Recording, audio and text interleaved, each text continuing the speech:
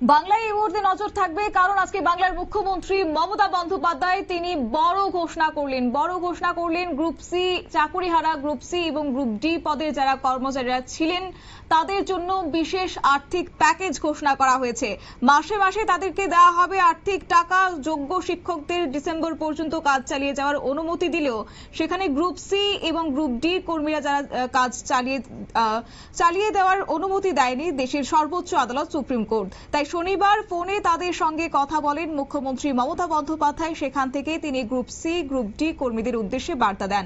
শনিবার ফোনে তাদের সঙ্গে কথা বলে তিনি জানিয়েছেন যে বিশেষ আর্থিক প্যাকেজ তাদের জন্য রাখা হচ্ছে। মাসে মাসে সাহায্যের কথা ঘোষণা করেছেন। গ্রুপ সি দের জন্য 25,000 টাকা এবং গ্রুপ ডি দের জন্য 20,000 টাকা দেওয়া হবে বলে সিদ্ধান্ত নিয়েছেন বাংলার মুখ্যমন্ত্রী মমতা বন্দ্যোপাধ্যায়। শুরুতে শোনাবো সংশ্লিষ্টের কি বক্তব্য রয়েছে। এর মধ্যে আমি কোনো ভাগাভাগি করতে নেই, কারণে যেহেতু কোর্টে সাবজেক্ট আছে, আমি কোর্টের ব্যাপারে কোনো কথা বলতে পারবো না, কারণ আমরা কোর্টের রায়টা মানবো। এটা হচ্ছে 1 নম্বর। 2 নম্বর, আমি তো বলেছি যে আমরা কোর্টে যাচ্ছি, আমরা রিভিউ করবো এবং সেক্ষেত্রে খরচা ওদের করতে হবে না, খরচাটা গভর্নমেন্টই করবে, গভর্নমেন্টই দেখে দেবে। নাম্বার 3 হচ্ছে যদি কোর্ট অ্যালাউ করে যে কাজ করতে দেবে, যদি কোর্ট ওখানে অ্যালাউ না করে সেটা অল্টারনেটিভ কি হবে সেটা আমরা কোর্টের রায় দেখে ভাববো। এবং এটুকু আমি নিশ্চিত করতে পারি, আমরা কিছু না কিছু নিশ্চিত করার চেষ্টা করবো আইনের মধ্যে থেকে। এটা হলো ওদের জন্য, সংস্কৃতির জন্য। তুমি হচ্ছে আমি আরেকটা কথা বলো, কারণ তুমি দেখেছো যে আমাদের অলরেডি 3 জন কাশ্মীরে মারা গেছে এবং তাছাড়াও আর্মি পরিবারে যে হচ্ছে মারা গিয়েছেন জন্তু, তার স্ত্রীর সাথে আমার আজকে কথা হয়েছে। কাশ্মীরে যারা মারা গেছেন ওই বিচার অধিকারী বাবা মায়ের সাথে আমার কথা হয়েছে, তারা যথেষ্ট বয়স্ক এবং আমাদেরও একটা কর্তব্য আছে, সেন্ট্রাল গভর্নমেন্ট নিশ্চয়ই টাকা দেবে, কারণ এটার জন্য ওদের দিতে হয়। আর 13 টাকা মারা গেলে তাকে অনেক সাহায্যই করতে হয়। আমরা যেটা সিদ্ধান্ত নিয়েছি যে আমরা 10 লাখ টাকা করে পরিবার প্রতি দেবো এই পরিবারগুলোকে যারা 13 টাকা মারা গেছে এবং আর্মি ভাই তিহটকে মারা গেছে। তবে একটা ক্ষেত্রে যেটা বাবা মা যাদের আছে সিনিয়র, তাদের আমরা টাকাটা দুভাবে ভাগ করবো। 5 লাখ টাকা ওয়াইফের নামে যাবে, 5 লাখ টাকা যাবে বাবা মার নামে।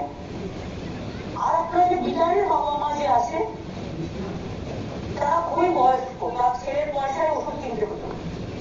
আমি বিচারের বাবার নামে একটা ছাত্রছাত্রী কার্ড আটকিয়ে করে দিতে বলেছি লোকাল কাউন্সিলরকে, এবং আমরা যেটা আইএনসিএ থেকে আমরা অনেক লোককে যারা খুব ডিস্ট্রেসের মধ্যে থাকেন তাদের আমরা একটা সাহায্য করি, পেনশন করে দিই। বিচারের বাবার নামে একটা 10,000 টাকার পেনশন আমরা করে দিচ্ছি, যাতে ওনার মেডিসিনের জন্য কোনো অসুবিধে না হয়।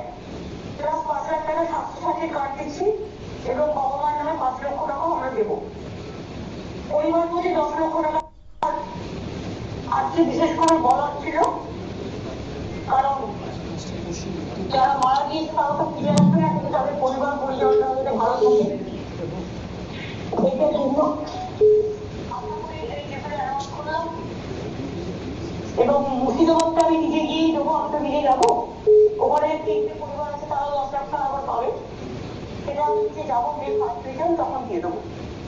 আর এদের টাকাগুলো তোমরা দিয়ে দাও, ময়লাটা কালেকশন করে আমি রিটার্নের বাবা অলরেডি। অর্থাৎ গ্রুপ সি এবং গ্রুপ ডি কর্মীদের জন্য বিশেষভাবে বার্তা দিয়েছেন ফোনের মাধ্যমে বাংলার মুখ্যমন্ত্রী মমতা বন্দ্যোপাধ্যায়। সেখানেই তিনি আর্থিক প্যাকেজ ঘোষণা করেছেন তাদের উদ্দেশ্যে।